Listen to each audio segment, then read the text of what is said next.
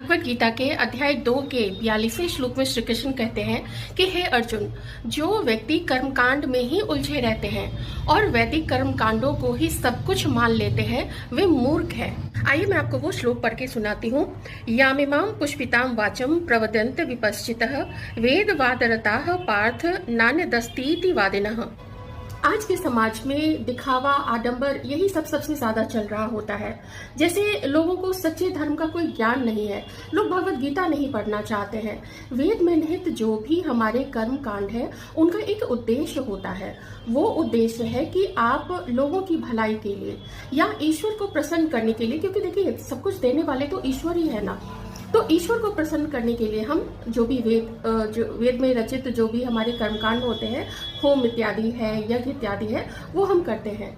लेकिन उसको अपने फायदे के लिए, उसको अपनी भलाई के लिए, अपनी हर छोटी से छोटी इच्छा की पूर्ति के लिए, और अब तो लोग दूसरे को नुकसान पहुंचाने के लिए भी इन सब का उपयोग करने लग गए हैं। तो ये कहाँ तक सही है?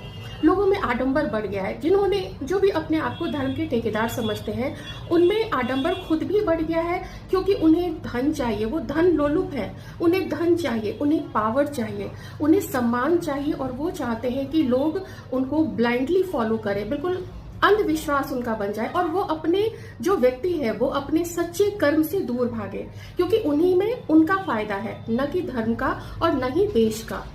उन्हें तो स्वयं ही सच्चे धर्म का पता नहीं है, तो वो लोगों को क्या धर्म बताएंगे।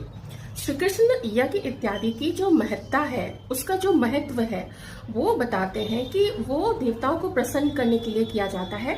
यदि कोई प्राकृतिक आपदा आए, यदि कोई आक्रमणकारी उसने देश पे कोई आक्रमण कर दिया है, या आपका कोई शत्रु है जो आपको बिना वजह के परेशान करता है, ऐसे में आप कुछ ऐसे उपाय कर सकते हैं, क्योंकि वो अवश्यंभावी हो जाता है, वो करना जरूरी होता है। न कि अपनी हर छोटी से छोटी इच्छा को पूरी करने के लिए आप लगे पड़े हैं इन सारे कर्मकांडों।